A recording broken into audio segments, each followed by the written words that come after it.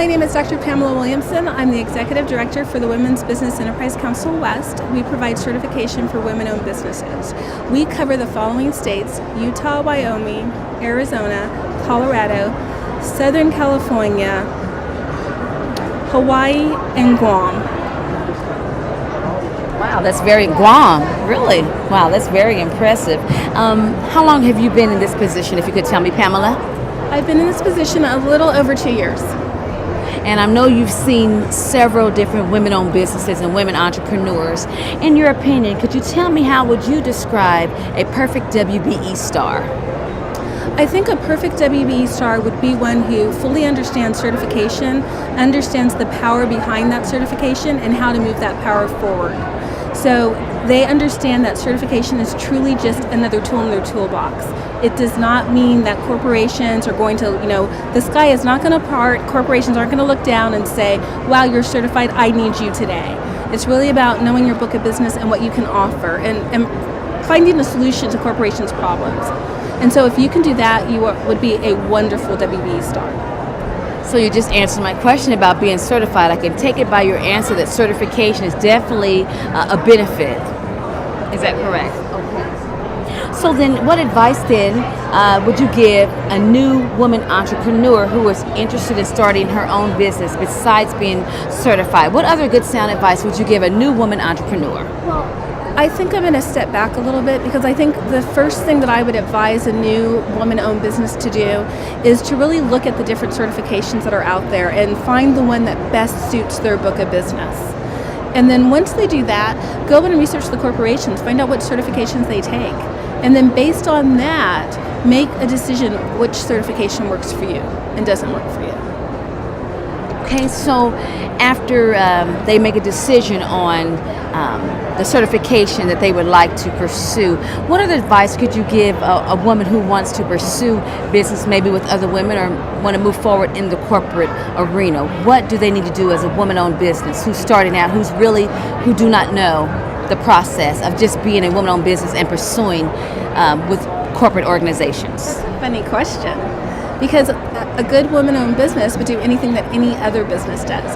One, whatever product or service you provide, do it well, because it's about the quality of the service or the product that you have, and that's truly all it is.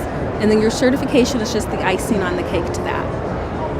So when corporations look at you, they should look at the products and services that you provide, and then they say, oh, it just happens to be a woman-owned business. Is that a good way to say it? It is and it isn't. So I think corporations have a variety of ways that they find companies to do business with. We have a database that corporations utilize, but just being in that database doesn't mean a corporation is going to do business with you. And so the bottom line is you have to know your product and service, and you have to provide quality service.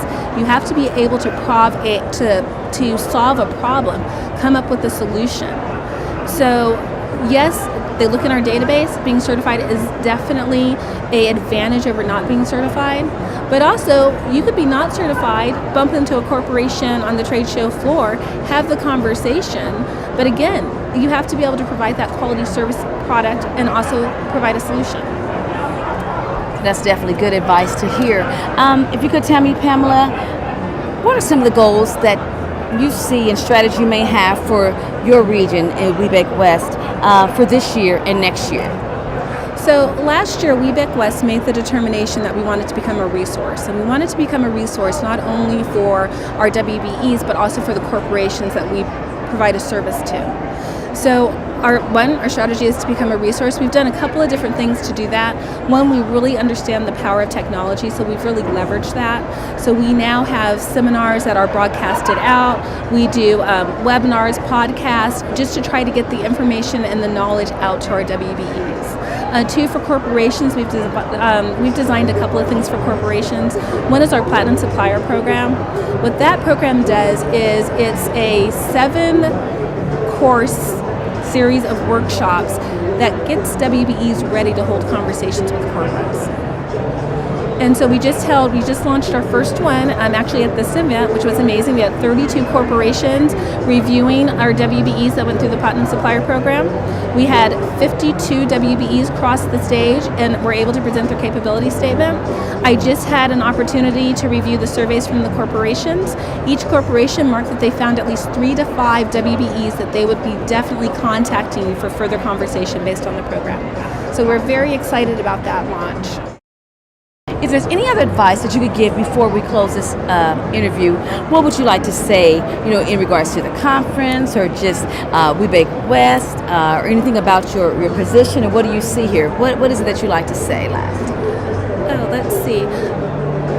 This conference is an amazing opportunity. So this is the largest WBENC conference that they've ever had of over 3,000 participants. There is such an amazing opportunity to connect businesses being done in almost every booth. So if you missed it, you better start booking your ticket for Florida for 2012. Well, definitely we're going to be there, and I know you are too, Pamela. Thank you so much for your time. We appreciate that. Welcome. Thank you. You're welcome.